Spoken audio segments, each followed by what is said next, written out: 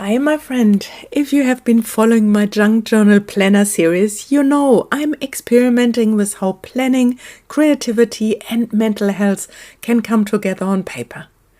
If you are new here, hi, my name is Garjana. I'm a psychotherapist and lifelong crafter.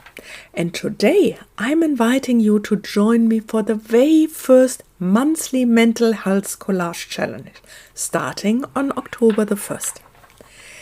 Each day, I will share a gentle prompt in the community feed. We'll gather one little scrap per day that is inspired by the daily prompt, a word, a piece of paper or fabric, something you notice in your everyday life. At the end of the month, we will meet in a live session to turn all those little pieces into a beautiful collage that becomes the cover page for October's signature. A visual reminder of your journey this month. So, how does it all work? Let me show you. Okay, let's start at the beginning. October's theme is rest.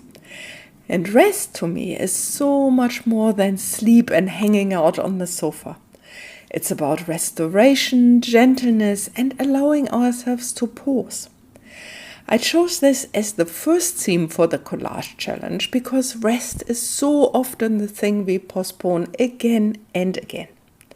We tell ourselves we will rest when the work is done, but of course our work is never done.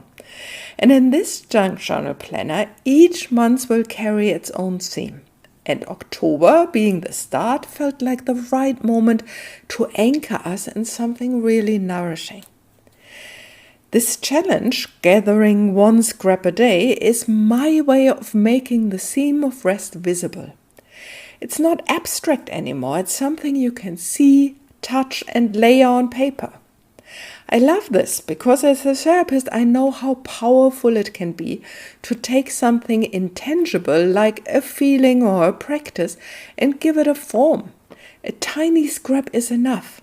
It's a marker in time that says, here, today, I paused. My wish is that this challenge becomes a gentle, doable, daily practice. Not a big project, not a pressure, just a small invitation to notice. Every day I will post a prompt in the community tab, and you and I will look around our lives, take a breath, and see what shows up. It might be a circle cut from a magazine, the wrapper from your tea bag, or a feather you found on a walk, or even a word that spoke to you. Nothing fancy, just a scrap. By the end of the month, all these little choices will gather into something more. A visual record of how rest showed up in our days. And that's the part that excites me. When we pause long enough to notice these things, it changes how we experience our time.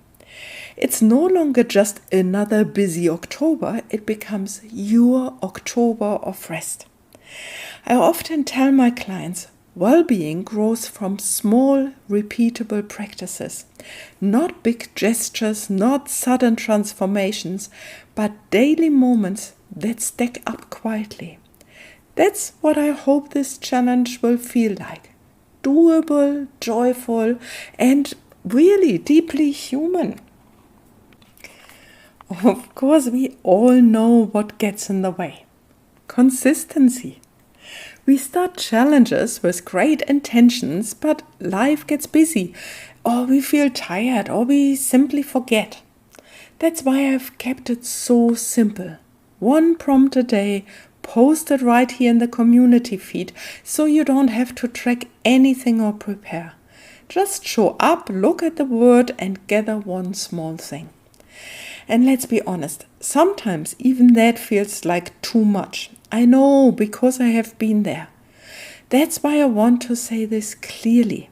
If you miss a day, nothing is lost. The collage isn't about perfection, it's about presence.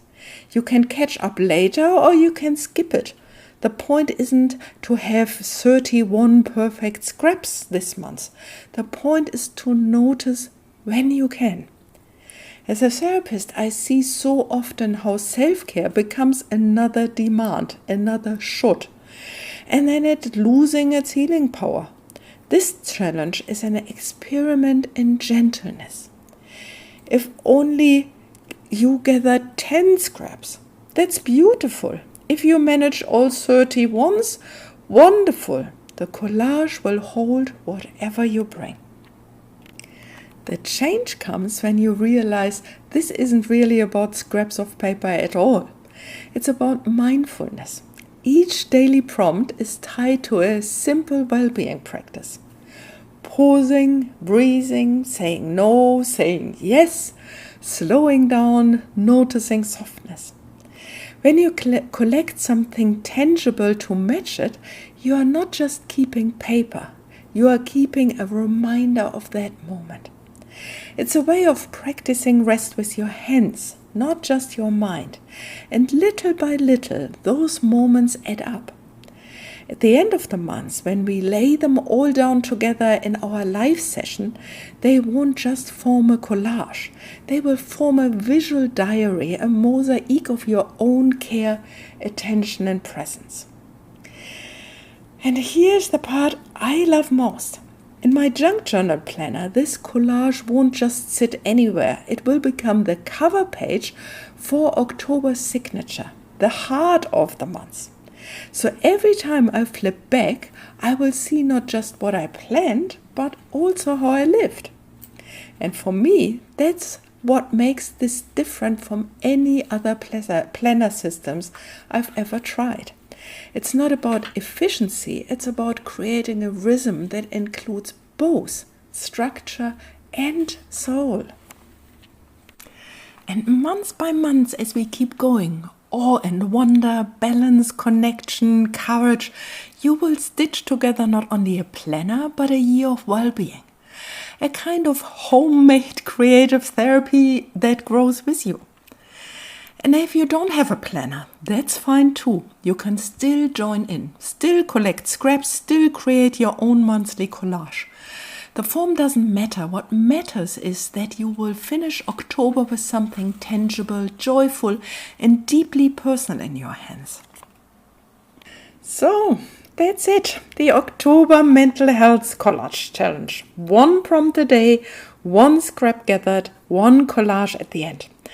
I'd love to know in the comments if you are planning to join in, and especially if you'd be interested in that live collage session at the end of the month.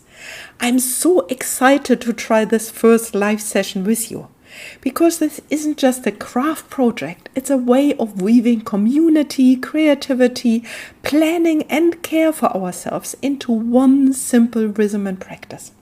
And I'd love for you to be part of it.